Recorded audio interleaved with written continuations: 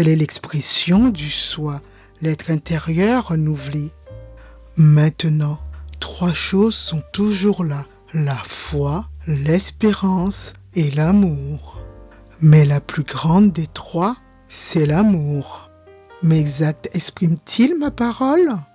Ma parole exprime-t-elle ma pensée? Ma pensée exprime-t-elle mon désir? Mon désir exprime-t-il mon être? Mon être exprime-t-il l'être qui est Yahvé? Le je suis que je suis appelé à être? Le Dieu d'amour. Si l'amour est parfait en vous, vous pouvez être sûr de vous pendant les jours de la douleur. Si l'amour est parfait en vous, vous pouvez avoir confiance en vos jours de souffrance, comme pour les jours des situations fâcheuses et malheureuses. Comment? Parce que votre vie dans le monde terrestre est similaire à celle de Jésus-Christ, notre modèle. Car ce qui est vrai pour Jésus-Christ est vrai aussi pour nous dans ce monde. Quand vous aimez, vous n'avez pas peur. L'amour parfait chasse la peur. En réalité, on a peur quand on attend. La personne qui a peur n'aime pas parfaitement. Mais toi, tu aimes parce que Dieu soit-il, je suis ton premier amour. Si quelqu'un dit « j'aime Dieu » et qu'il déteste son prochain humain, c'est un menteur. En fait, celui qui n'aime pas un frère humain masculin ou une sœur humaine féminine qu'il voit devant lui, il ne peut pas aimer Dieu qu'il ne voit pas. Et comme dans la vie de tous les jours, la haine est une priorité dans le langage. C'est donc le mensonge qu'on aime autant que son voisin. C'est pourquoi l'homme a choisi le chemin du mensonge et de la mort, au lieu du chemin de la vérité et la vie. Voici le commandement que Dieu l'être, je suis, vous a donné. Celui qui aime Dieu doit aussi aimer son prochain humain. Je vous donne un commandement nouveau. Aimez-vous les uns les autres. Oui, aimez-vous les uns les autres, comme je vous aime. Ayez de l'amour les uns pour les autres. Alors, tout le monde saura que vous êtes mes amours, mes fils, mes filles bien-aimées, en qui j'ai mis toute mon affection. Jésus a dit, si la chair, le corps soma a été, et à cause de ton esprit minuscule, c'est une merveille. Mais si l'esprit minuscule dans le nourru a été, cause du corps soma qui fut trouble, vide, angoisse, etc., c'est une merveille des merveilles. Cette expérience qui t'a permis de faire l'expérience de te rappeler qui tu es vraiment. Tel est l'amour inconditionnel. Mais moi, Jésus, je m'émerveille de ceci. Comment cette grande richesse, l'esprit, l'âme, psyché, conscience, subconscient, a habité cette pauvreté, le corps soma. Mais s'il vous arrive de ne pas vous connaître, alors vous êtes dans la pauvreté et c'est vous, c'est toi la pauvreté. Il ne s'agit pas d'un examen ordinaire de conscience, mais de conscience en soi. La conscience de l'être, la conscience d'être un chemin de retour ou un chemin à parcourir. Un acte de présence dans lequel tout devient étrangement présent, agréable ou désagréable, peu importe le moment présent. La présence même de l'être qui fait tout être. Ou un acte de manque où tout devient étrangement absent. L'être vous manque et tout est dépeuplé. Tout prend la saveur de l'exil, de l'insatisfaction devant tout ce qui est agréable ou désagréable. Peu importe, tout est vidé de sa substance. C'est l'éloignement de votre être capital. Et parfois, la complaisance dans des croyances où vous dites que le retour est impossible et que l'absurdité de l'éloignement des sens est la condition humaine. C'est là un choix, une décision, une façon d'utiliser votre intelligence limitée, d'une imagination terrestre, auquel nul ne peut s'opposer. Mes enfants, ma création, mes créatures humaines, laissez-vous révéler, laissez-vous éclairer, laissez-vous éveiller, laissez-vous réveiller, laissez-vous élever, laissez-vous libérer, laissez-vous affranchir. Venez à moi, vous tous qui êtes accablés des charges très lourdes, vous qui êtes fatigués sous le poids de lourds fardeaux des vides, des souffrances, des douleurs, des situations fâcheuses et malheureuses, des drames, des peines. Je vous donnerai le repos, du repos pour vos âmes psychées. Je ne cherche pas à vous dominer. Prenez donc vous aussi la charge.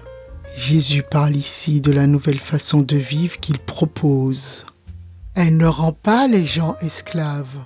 Au contraire, elle les rend libres, affranchis. Ce que je vous propose, dit-il, c'est être ma famille, non être des esclaves. Ainsi, vous trouverez le repos pour vous-même. Fini les contraintes matérielles, les contraintes morales. Ensuite, venez à mon école pour vous remémorer les expériences de la vie. Laissez-moi vous instruire à la vie, car je suis doux et humble de cœur, et vous trouverez la paix pour tout votre être vital. Pour votre corps, le soma, pour le soulagement de vos âmes psychées. Oui, la charge que je vous invite à prendre, que je mettrai sur vous, est facile à porter, est bienfaisante. Ce qui est accompli sans peine, sans drame, sans douleur et sans charge. Le fardeau que je vous offre est léger, légère comme l'amour, la joie, la paix, la patience, la bienveillance, la tolérance, la compassion, la sagesse, la bonté, la fidélité, la douceur, la maîtrise de soi, le poids de l'amour inconditionnel envers son Père céleste, envers lui-même et envers son prochain, le pardon des autres et le pardon de soi, pour connaître le moi orienté vers l'être intérieur, pour que tout soit unifié dans le divin. Ainsi, les cœurs croiront que tu m'as envoyé. Voici ce que déclare le Seigneur. Allez sur les routes d'autrefois, puis arrêtez-vous et réfléchissez. Placez-vous sur les chemins de la vie, sur les chemins de ta vie. Renseignez-vous, regardez et voyez ce qu'il en est. Informez-vous des expériences du passé, de ces expériences fâcheuses, malheureuses. Cherchez le chemin de la vérité. Quelle est la voie selon le Saint-Esprit? Suivez-le, marchez-y. Et vous trouverez le délassement de votre être. Vous vivrez léger. Tu trouveras le repos de ton âme, de vos âmes. Vous vivrez tranquille, sereine, en paix, pour vous refaire, pour vous recréer, afin de naître de nouveau du grand Esprit Saint. Pneuma dans le Nohu. Mais les humains répondent à cela. Nous n'y marcherons pas. Nous n'en ferons rien. Nous le suivrons pas. Nous n'irons pas dans le chemin de la vie du soi. Nous refusons le chemin de la vérité. Nous nions le soi, l'être intérieur. Nous ne voulons pas de votre éveil du renouveau, de la renaissance. Nous ne voulons pas de votre réveil. Nous rejetons l'être éclairé. Nous rejetons l'être élevé, exalté. Nous n'acceptons pas ton école de la foi. Nous n'acceptons pas l'école de l'espérance. Nous n'acceptons pas l'école de l'amour. Nous n'acceptons pas l'école de la sagesse. Ainsi parlent les humains. Et pourtant, le Seigneur a placé des veilleurs. Pasteurs, rabbins, prêtres, imams, messagers, maîtres spirituels, enseigneurs, prophètes, disciples, etc. Pour vous prévenir en ceci, faites attention, soyez attentifs quand vous entendrez la parole de vérité, l'alliance de la bonne nouvelle. Mais ils répondent, nous n'y serons pas attentifs. On s'en moque, nous ne voulons pas faire attention. Nous n'y prêterons pas attention. Nous n'écouterons pas. Ça nous est égal. L'enseigneur lui-même le dit. Votre malheur sont les conséquences de vos actes. Actions. Vos actions, les conséquences de vos choix. Vous faites ce qui vous éloigne du soi de vous-même. Vous n'agissez pas en amour, en espérance, en foi, en joie constante, en paix, en sagesse, en harmonie, en concordance, en pardon, en patience, dans la vérité que vous voulez faire dans la réalité. Mais vous faites au contraire de la peur, du doute, de l'inquiétude, du drame, de la peine, des menaces, du mensonge, de l'adoration des situations fâcheuses, malheureuses, les choses que vous ne désirez pas faire. Et vous agissez encore plus dans la cruauté que vos ancêtres. Chacun de vous suit son intuition unidimensionnelle sur le corps soma qui est égaré, endormi, perdu, perdu, perdu. Au lieu d'écouter, d'entendre ce que je suis Dieu vous dit.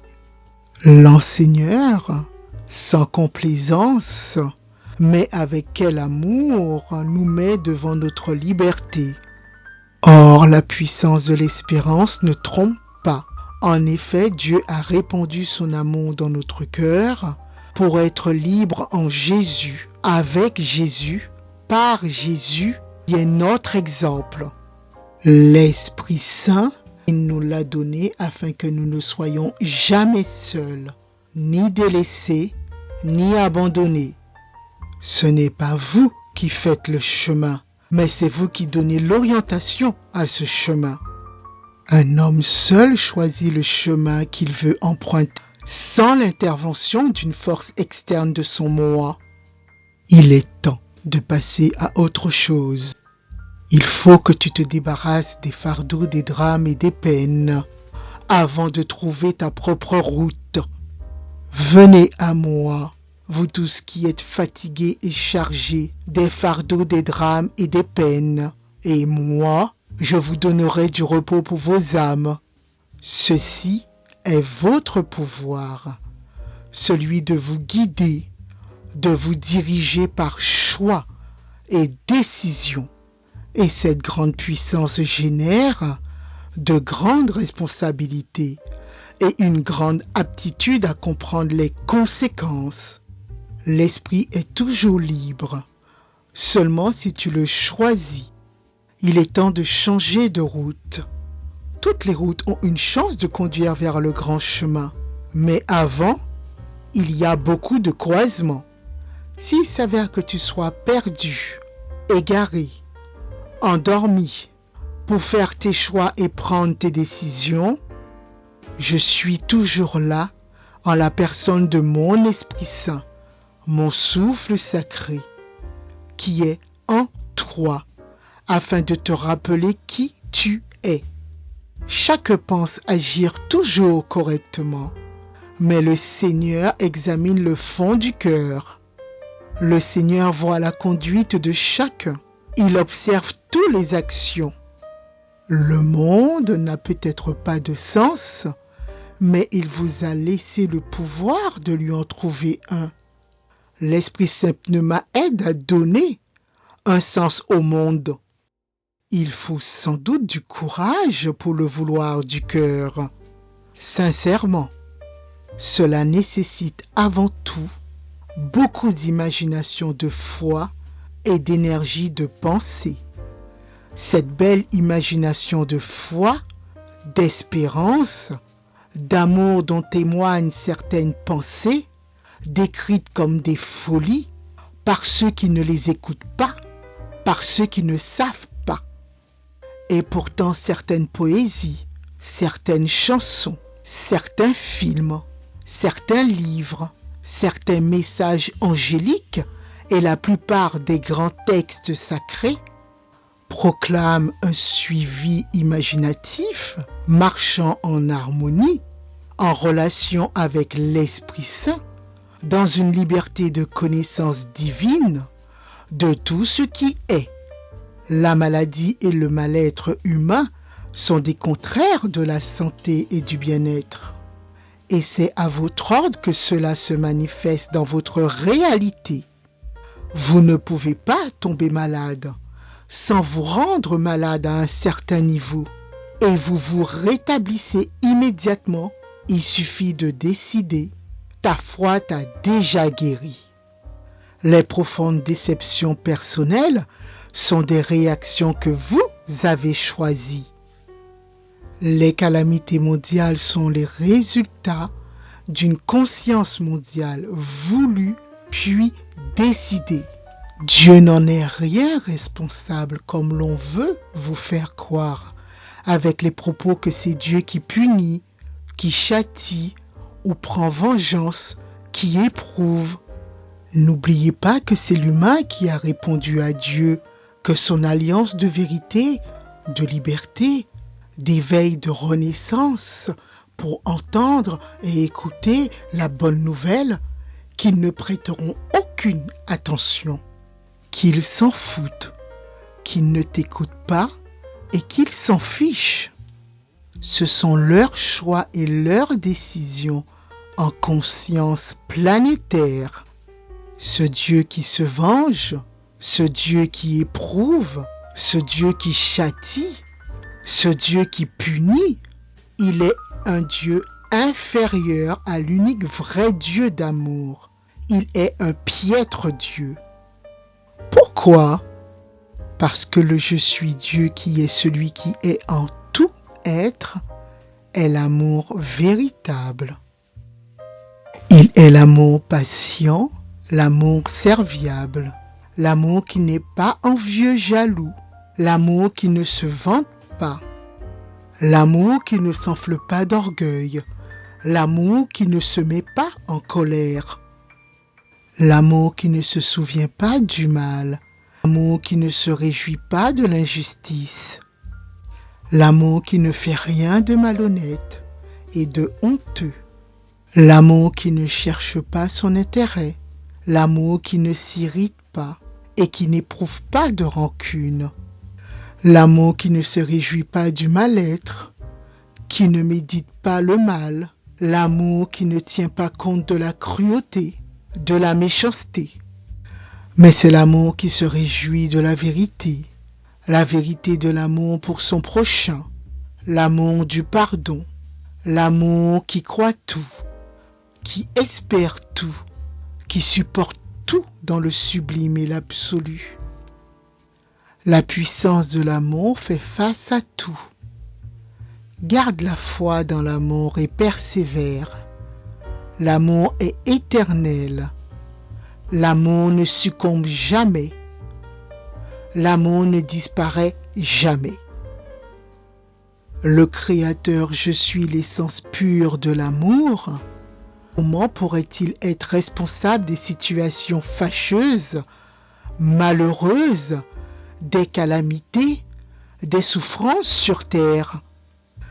Quand c'est vous, par vos cœurs malhonnêtes, au travers de vos cœurs tortueux, déséquilibrés, disharmoniques, dans des unités d'ensemble rusées, dans des unités de fourberie, dans des ensembles désespérés, des cœurs malins, des cœurs trompeurs, mensongers par-dessus tout, des lèvres trompeuses, des langues mensongères, des cœurs méchants, cruels, incurables, des cœurs qui refusent d'écouter et d'entendre pour comprendre la divinité. C'est lui, votre cœur, qui est la cause de toutes ces situations fâcheuses, malheureuses, des souffrances et des calamités sur terre. Vos cœurs sont dans la haine de son prochain parce qu'il ne correspond pas à des critères d'un état d'esprit minuscule, limité, primaire, sur la base de la connaissance de ce qui est bien et mal. Il est dit dans les Écritures que je suis Dieu voit que sur la terre, les êtres humains sont de plus en plus méchants, cruels, égoïstes, amis de l'argent, vantards, fanfarons, orgueilleux, blasphémateurs, rebelles à leurs parents, ingrats, ne respectent pas les choses de Dieu, insensibles. Ils sont durs sans pitié, ils disent des calomnies sur leurs prochains, ils mènent une vie en désordre disharmonique, ils sont ennemis des gens pacifiques, ils sont traîtres, impulsifs, enflés d'orgueil. Ils aiment le plaisir de l'unidimensionnel, du corps soma au lieu d'aimer Dieu. Ils font semblant d'être fidèles à Dieu, mais en réalité, ils rejettent la puissance de la foi, de l'espérance et de l'amour. Et toute la journée, dans leur cœur, ils ne pensent qu'à faire toutes ces choses. Qui peut le connaître, le cœur humain, si ce n'est que celui qui est en toutes choses? Les chefs religieux de l'Ancien Testament au Nouveau Testament donnent à penser que Dieu choisit ces événements, qu'il a la volonté et le désir de les provoquer. Cependant, je suis Dieu ne fait pas arriver ces choses. Dieu se contente de vous regarder en train de les faire, de les accomplir. Et je suis ne fait rien pour les arrêter, car ce serait contrecarrer votre volonté, votre libre choix. En retour, cela vous priverait de l'expérience de Dieu, qui est l'expérience de vous et lui, ce que nous avons choisi ensemble dans le divin plan. Car avant que je t'eusse formé dans le ventre de ta mère, je te connaissais. Oui, Dieu vous connaît avant que vous ayez pris forme dans le ventre de votre mère. Puisque le mental, l'âme, la conscience, le subconscient sont déjà créés chez le toujours, à la source de tout. Ainsi, vous avez déjà un rapport unificateur avec tout ce qui est. Par conséquent, ne condamne pas tout, ce que tu qualifierais de mauvais en ce monde. Interroge-toi plutôt sur ce que tu as trouvé mauvais à propos de ces choses et ce que tu veux faire pour les changer, si nécessaire. Interroge l'intérieur psyché plutôt que l'extérieur soma, en te demandant de quelle partie de ton soi est-ce que tu veux faire l'expérience à présent, devant cette calamité. Quel aspect de l'être est-ce que tu choisis d'invoquer? Parce que la vie n'est qu'un outil, créé par vous-même. Et tous ces événements ne sont que des occasions pour toi de décider et de choisir, d'être qui tu es. Et c'est vrai pour toutes les âmes. Tu vois donc qu'il n'y a aucune victime dans l'univers. Il n'y a que des créateurs. Arme-toi de courage et de résolution. Ne sois pas tourmenté. quand la détresse se présente. Attache-toi au Seigneur fortement, ne t'en écarte pas. Accepte tout ce qui t'arrive et montre-toi patient quand arrive la diminution sociale de la vie. Si tu lui fais confiance, il te viendra en aide quand tu interrogeras l'intérieur, quand tu choisiras d'invoquer l'être de qui tu es. Suis ton chemin tout droit, selon l'orientation que tu lui as donnée. Il est là ton pouvoir, celui de te diriger au cœur de l'espérance en lui, afin de prendre appui sur sa bonté bienveillante. Vous qui reconnaissez l'amour du Seigneur, ayez confiance en lui.